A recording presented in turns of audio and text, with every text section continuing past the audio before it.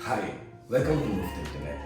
So in this video, I'm going to teach you how to buy bandwidth in any part of India. Number one is you need a registered company. This could be a sole proprietorship, a private limited partnership, a limited partnership, whatever. Once you can have a registered company, you can get into an agreement with a bandwidth provider. Now, different bandwidth providers around India provide you with different kinds of agreement.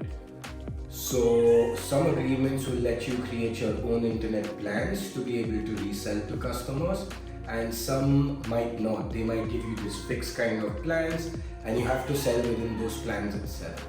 The second one is not so flexible, and the first one is a bit more flexible. So definitely check what kind of agreement it is and definitely read through the agreement. A bad agreement with a bandwidth provider could have serious consequences on the impact of your business and the longevity of your business. The next thing you need is a minimum order. So you need at least 50 Mbps to start with, and that's the minimum order to place. Again, different bandwidth providers will have different minimum orders, but 50 Mbps usually is the base.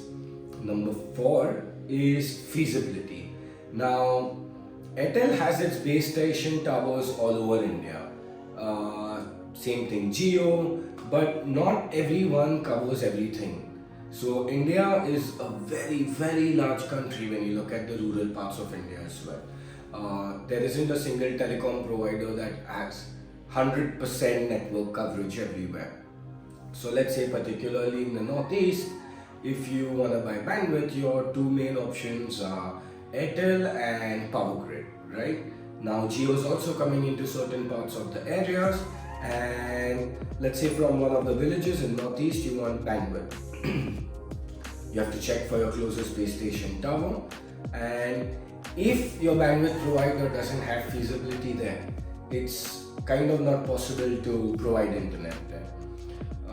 This is also one of the reasons people work with Move Internet, because we've aggregated with Airtel, Power Grid, Tata, Jio, and multiple other players, so that we know that our objective is all India connectivity, right? So any village out there, if Tata cannot provide, we will take it from Airtel. If Airtel can't provide, we take it from Jio.